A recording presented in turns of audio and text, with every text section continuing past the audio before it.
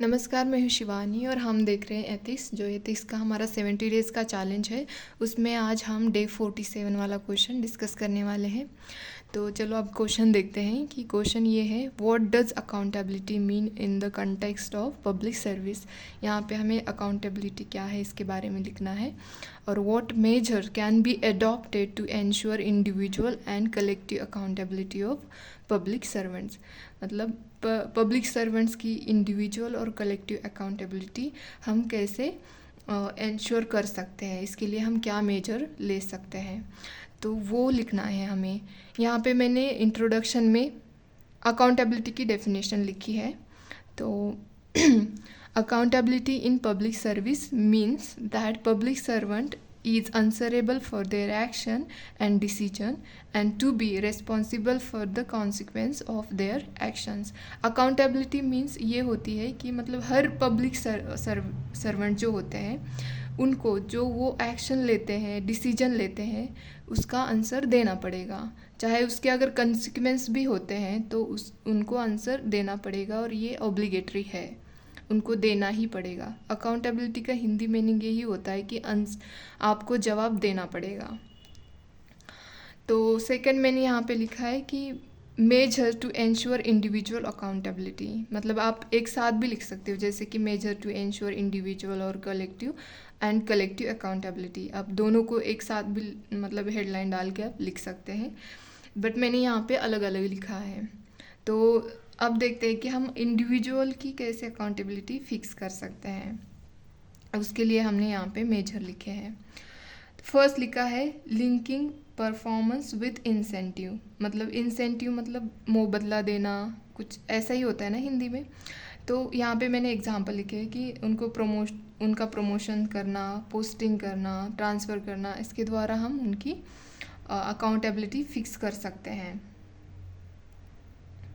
और सेकंड लिखा है अकाउंटेबिलिटी मैकेनिज़्म, जैसे कि ऑडिट्स, इवोल्यूशन, पब्लिक हियरिंग, इनके द्वारा भी हम उनकी अकाउंटेबिलिटी फिक्स कर सकते हैं।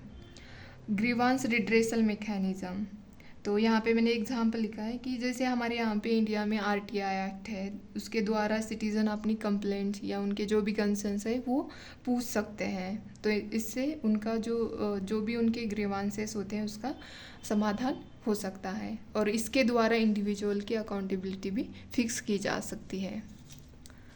तो फोर्थ लिखा है मैंने यहाँ पे, होप कि आपको दिख रहा होगा क्लियरली। फोर्थ लिखा है डिपार्टमेंटल इंक्वायरी, इसके द्वारा भी हम इनकी अकाउंटेबिलिटी फिक्स कर सकते हैं। And infection of official discharge of functions. और फिर लिखा है मैंने मेजर फॉर कलेक्टिव अकाउंटेबिलिटी, तो इसके लिए फर्स्ट लिखा है मैंने सिटीज़न चार्टर। आपको पता है ये सिटीज़न चार्टर मतलब हर डिपार्टमेंट में, गवर्नमेंट का जो डिपार्टमेंट होता है वहाँ पे सिटीज़न ऐसे ही, मतलब सिटीज़न चार्टर मतलब एक पोस्टर लगा होता है जिसके ऊपर जो भी वो सर्विस प्रोवाइड कर रहे हैं उसकी इंफॉर्मेशंस होती है। और अगर आपको कोई भी प्रॉब्लम्स आती है तो उसका मतलब वहाँ पे वो ग्रीवांस रिड्रेसल होता है, लिखा होता है वहाँ पे। तो सेकंड लिखा है मैंने code of conduct and code of ethics. Code of conduct और कोड ऑफ एथिक्स यही होता है कि एक ऐसे स्टैंडर्ड्स लिखे हुए होते हैं जिसके द्वारा जो हर सर्वेंट को, हर पब्लिक सर्वेंट को उसके अकॉर्डिंग अपना बिहेवियर रखना पड़ता है।